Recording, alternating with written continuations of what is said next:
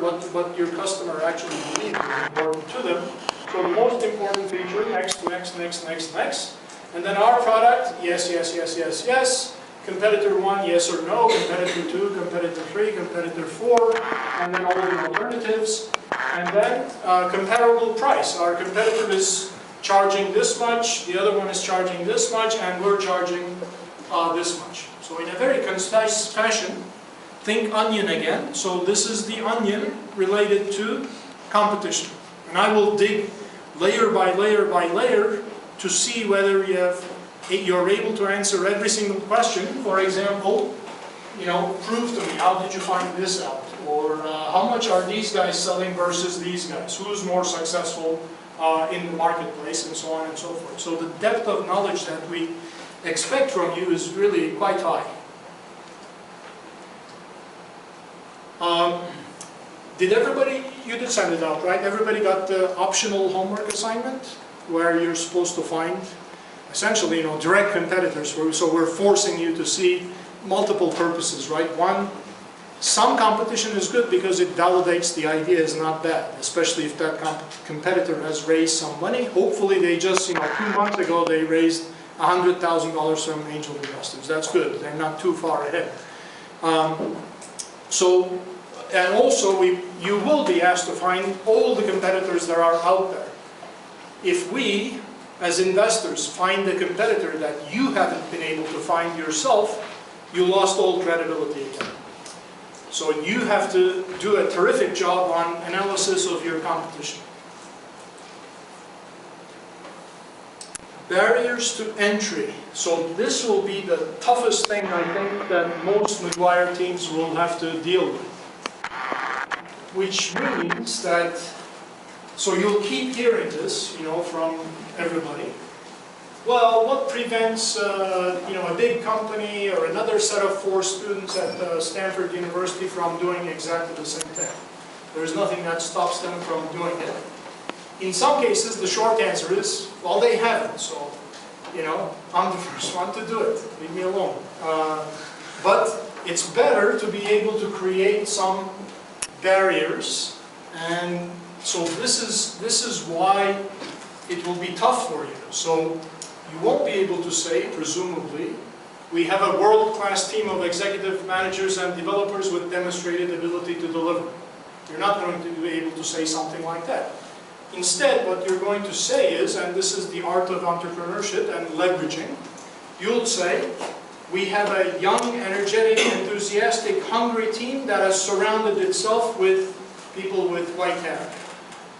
Experience and so on and so forth, domain experts, etc., etc. So we're offering you the best possible combination, right? So you guys can stay up all night, I go to bed at 8, but I have some experiences, so together we can generate much more than either one of us could separately. So we turn a weakness into a strength and a barrier.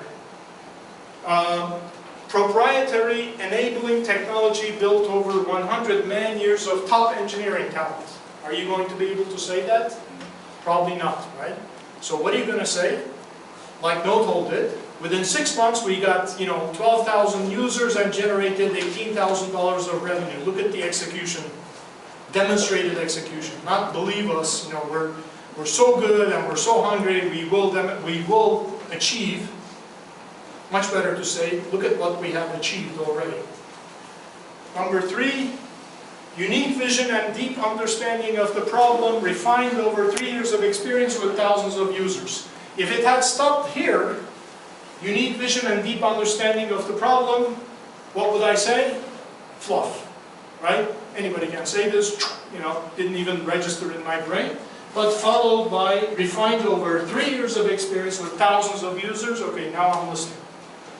So you need to create some artificial barriers to defend yourself, against the attack, which will be, anybody can do this. Okay? Those of you who find the potentially patentable widget, like the shoe clip guys, they went and applied for a patent. Do so. It's very cheap to get a provisional patent. Software patents are much weaker than hardware patents. Utility patents are much stronger than design patents or a particular design, like the shape of a Coca-Cola bottle, because you can design it some other way, are weaker. Next, everybody is going to have to fill this in. How much are you going to sell the product for? And you don't come at this number from, well, it cost me $5 to build it, so I should probably sell it for 10. That's not at all how it works. I don't think I have it here with me. I may have shown you in the orientation session, or maybe not shown it to you. The very first product that I had, boy, I wish I had the numbers, cost me, I think, $7 to produce, and I'm going to have to dig it up to prove it to you that I'm not pulling one on you. It's still being sold for something like $1,700, $1,749. So cost and price are completely disconnected from one another. Price is whatever the market values is at. Cost is whatever it happens to be. So that is why I had the competition tab where your price is determined by these guys and these guys. How much are alternatives selling for? How much is competition selling for? It has nothing at all to do with cost. Of course, it's desirable for the price to be higher than cost, but other than that, there is no requirement for price to be dependent on cost. Okay, so we have the price. In fact, it says it came from the competitive matrix, the price thing. Cost per unit, whether it's a gadget or whether it's software, there will be a unit cost associated with producing this stuff, right? And initially, things will cost more than when you start producing them in quantities. So I divide it into two, in prototype quantities and in full production quantities. So I have cost of materials, and then somebody is going to package this stuff up and send it out and put it together, do quality control, etc., cost of labor. So we have a profit associated with each unit, and then we have a percentage profit associated with each unit. So generally speaking, you would stop here, and then you would have all your overhead expenses, like how much you pay for health insurance, how much you pay for rent and electricity, and so on and so forth. But another key component that we want to see is what I talked to you about here. What is the cost of customer acquisition? You buy customers, essentially. Each customer that comes to you to buy something costs you money. How does it cost you money? In marketing dollars. But for us to understand the viability of the venture, what we want to hear is, what is the demonstrated cost of customer acquisition? And, key point, what is the lifetime value of that customer to the company? In other words, I paid $10 to bring this customer to me. Now I'm going to keep bringing him in and getting more. If I do a one-time sale to him for $20, it's not as interesting as if I could bring him in 5 times and every time he's buying $20. So the ratio of lifetime value of a customer divided by the cost of customer acquisition has to be greater than 5 or so for us to be interested, because that is an indication of a viable company. So we invested in a company that did cards. They're called Moolah Monsters, and they're very cute pictures, of people, of animals and stuff, targeted towards 6, 7, that type of age range.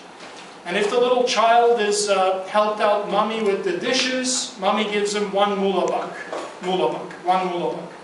And then the next day they go to the grocery store and the kid wants a chocolate bar, and mommy says it's going to cost you 1 moolah buck, and takes the moolah buck back from the child. So the purpose was to teach children about saving, about delayed gratification, about everything that they need to know about finance, age appropriate. So we said, okay, this is a fantastic idea, it's going to teach children about finance, everybody's suffering because they have no idea about finance, great thing, and so on. The company is suffering because mom buys 1 deck of cards and then never comes back to buy anything else from us again. So we have to find recurring revenue because it's costing us more to pull a customer in than the profit we're making from the sale of 1 deck of cards. even though the deck of cards is priced and its cost is such that we think we're making money, we're actually losing money because we're paying to buy the customer and not getting enough money back from that customer. Okay, I'll pause there. So the good-looking folks at the back there are our team Park Genius. And they are